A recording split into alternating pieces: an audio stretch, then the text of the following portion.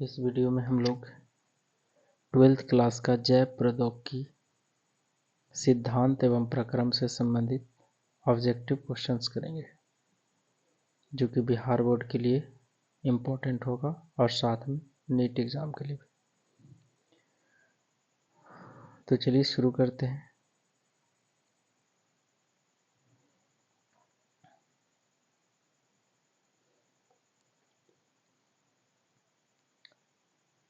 पहला question, EFB का full form क्या होता है? EFB का पूरा नाम क्या है? तो जैव प्रौद्योगिकी में दिया गया है। जैव प्रौद्योगिकी के जिसने परिभाषा दिया था उसका नाम है European Federation of Biotechnology. Answer होगा ए। Option B. दूसरा क्वेश्चन, वह प्रक्रिया जिसकी सहायता से जीवधारियों या उनसे प्राप्त एंजाइमों का उपयोग करते हुए मनुष्य के लिए उपयोगी उत्पाद का विकास किया जाता है उसे क्या कहते हैं? तो ऐसी प्रक्रिया जिसमें कोई भी जीवधारी हो या उससे कोई भी जो एंजाइम प्राप्त होता है, अगर उसका प्रयोग करके मनुष्य के लिए कुछ आवश्यक चीज़ बनाते हैं तो उसे कहते हैं जैव प्रौद्योगिकी, बायोटेक्नोलॉजी कहा जाता है। अगला क्वेश्चन, निम्न में से कौन आनुवांशिक इंजीनियरिंग से संबंधित है? तो आनुवांशिक इंजीनियरिंग में प्रयोग किया जाता है किसका? प्लाज्मिड का। अगला क्वेश्चन, आनुवांशिक इंजीनियरिंग में डीएनए का हेरफेर यानी डीएनए का या तो उसको काट के अलग कर दो या तो उसमें जोड़ दो, हेरफेर किसकी खोज के कारण संभव हुआ? तो काटने का काम कौन करता है? प्रतिबंधन एंजाइम। अगर बात करें डीएनए में कोई खंड जोड़ना है तो कौन सा हेल्प करेगा? लाइगेज जोड़ने का काम करेगा। लेकिन उसमें सही सीक्वेंस में कहाँ जोड़ना है, कितना काटना है, मेन रूप से ये क्या करेगा? प्रतिबंधन एंडोन्यूक्लियोज ही काम करता है। अगला क्वेश्चन,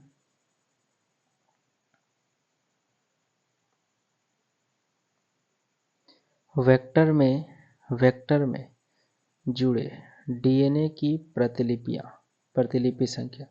कोई वेक्टर है, इस वेक्टर में कोई डीएनए जुड़ गया, ये वेक्टर है, यहाँ पर कोई डीएनए जुड़ गया। अब ये कितना कॉपी होगा? 1 होगा, 2 होगा, 3 होगा, 4 होगा। ये नियंत्रित करने वाले अनुक्रम को क्या कहते हैं? तो नियंत्रित जो करता है उसे कहते हैं ORI, ORI, origin of replication. जहाँ से प्रतिकृतिकरण स्टार्ट होगा उसी को कहते हैं ORI साइट। अगला क्वेश्चन, जेनेटिक इंजीनियरिंग में एंटीबायोटिक्स का उपयोग किया जाता है। जेनेटिक इंजीनियरिंग में एंटीबायोटिक्स का उपयोग किस लिए किया जाता है? चयन योग्य मार्कर के रूप में, आसानी से कौन सा डीएनए जुड़ा है, कौन डीएनए नहीं जुड़ा है, उसके चयन करने के लिए मार्कर के रूप में प्रयोग होता है एंटीबायोटिक्स का। अगला क्वेश्चन, इको आर प्रथम एक प्रतिबंधन एंजाइम है। इसमें से CO का मतलब क्या है? अगर बोलता E का मतलब, तो E का मतलब होता है एस्चेरेसिया कोलाई, एस्चेरेसिया होता, और ये किसका नाम होता है? वंश का नाम होता है, जीवाणु का वंश। अगर यहाँ लिखा है को, तो को मीन्स होता है कोलाई, और कोलाई किसका नाम होता है? जाति का नाम। अगर यहाँ देता आर, तो आर मीन्स होता है ये एक प्रकार का क्या है? किस्म, स्ट्रेन है, किस किस्म का है? तो आर। और फर्स्ट का मतलब होता है क्रम, किस क्रम में निकाला गया है? तो आंसर क्या होगा? CO का मतलब होता है कोलाई। अगला क्वेश्चन, जीवाणु कोशिकाओं में मौजूद प्लाज्मिड है। जीवाणु कोशिकाओं में जो मौजूद प्लाज्मिड होता है वो कैसा होता है? तो याद रखना, प्लाज्मिड जो होता है वो सर्कुलर होता है और कैसा होता है? द्विकुंडलित होता है, वृत्ताकार होता है और डबल हेलिकल होता है। आंसर होगा डी। अगला क्वेश्चन, जैव अणुओं के मिश्रण से डीएनए अवक्षेपण किसके उपचार द्वारा प्राप्त किया जा सकता है? तो जैव अणु है उसमें मिश्रण में है, उसमें से हमको डीएनए के अवक्षेप को निकालना है। तो कैसे निकालेंगे? तो ठंडा चिल्ड एथेनॉल के द्वारा, ठंडा एथेनॉल से का प्रयोग करके। अगला क्वेश्चन,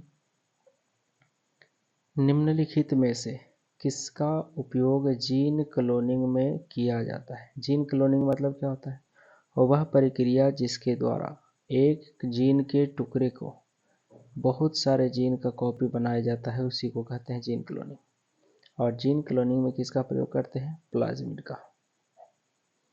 प्लाज्मिड कैसा होता है? Double standard. प्लाज्मिड कैसा होता है? वृत्ताकार। प्लाज्मिड में क्या होता है? प्लाज्मिड एक प्रकार का डीएनए होता है।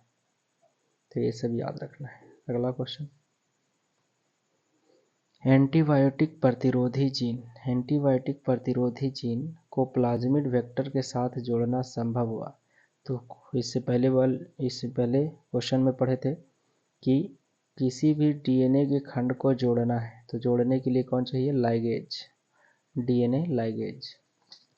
अगर बोलेगा डीएनए से डीएनए बनाना है, डीएनए से डीएनए को बनाना है,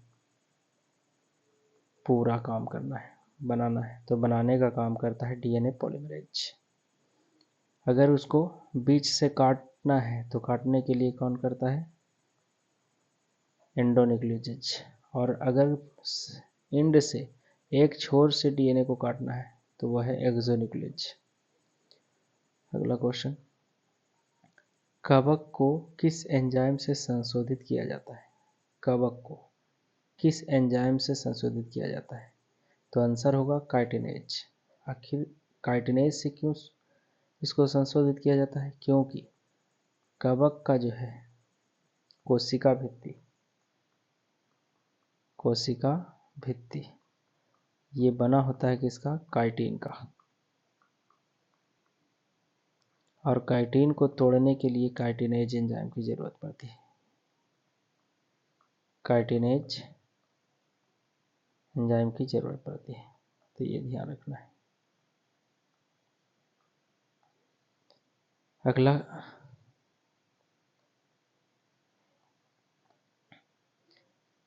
एंजाइम लाइगेज का प्रयोग किस लिए किया जाता है? तो डीएनए को जोड़ने के लिए लाइगेज का प्रयोग होता है। किसी भी डीएनए के खंड को जोड़ने के लिए प्रयोग होता है डीएनए लाइगेज का।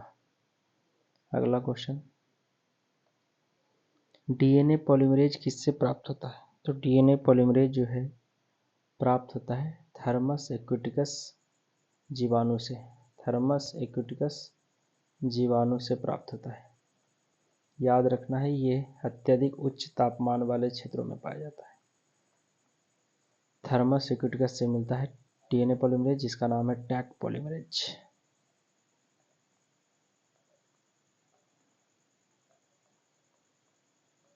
अगला क्वेश्चन, जैव प्रौद्योगिकी के उद्देश्यों की पूर्ति में किसका योगदान है? जैव प्रौद्योगिकी के उद्देश्यों की पूर्ति में किसका योगदान होता है?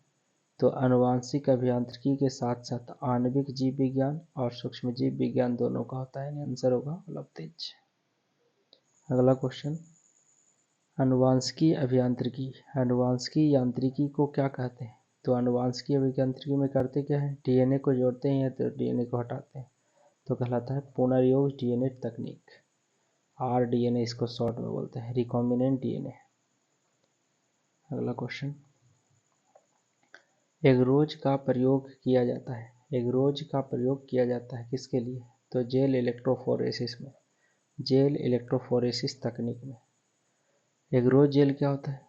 तो ये एगरोज जेल एक प्रकार का लिक्विड है, तरल द्रव्य होता है जो कि समुद्री घास से मिलता है, समुद्री घासों से प्राप्त होता है। और इसका प्रयोग क्या करते हैं? इसका जेल इलेक्ट्रोफोरेसिस के तकनीक के द्वारा डीएनए के खंड को उसके आकार के आधार पर अलग करते हैं। तो जेल इलेक्ट्रोफोरेसिस वह तकनीक है जिसमें एग्रोज जेल की सहायता से डीएनए के खंड को आकार के आधार पर सेपरेट किया जाता है।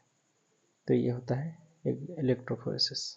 अगला क्वेश्चन, एग्रोज जेल प्राप्त होता है किससे? समुद्री घास से। किसमें?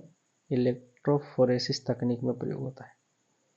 अगला क्वेश्चन, निम्न में से कौन सा एंजाइम उच्च तापमान पर भी सक्रिय रहता है? यानी उच्च तापमान का उसका प्रभाव अनुकूल पड़ता है, प्रतिकूल नहीं। तो कौन सा हो गया? Taq polymerase.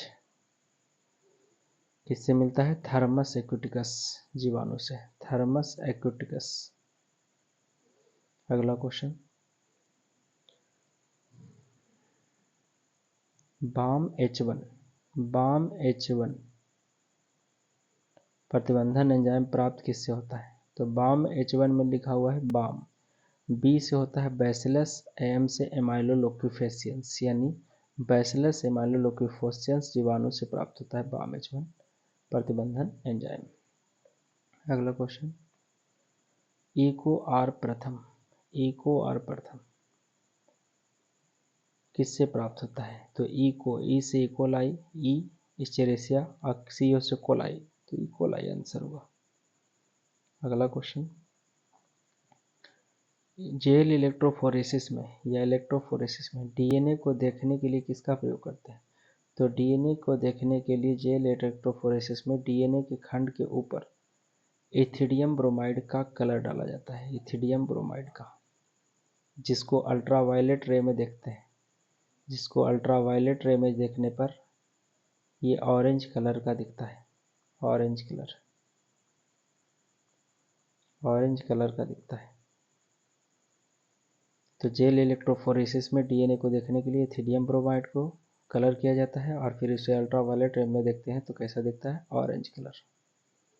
अगला क्वेश्चन, इनमें से कौन रिस्ट्रिक्शन या प्रतिबंधन एंजाइम नहीं है? प्रतिबंधन एंजाइम नहीं है।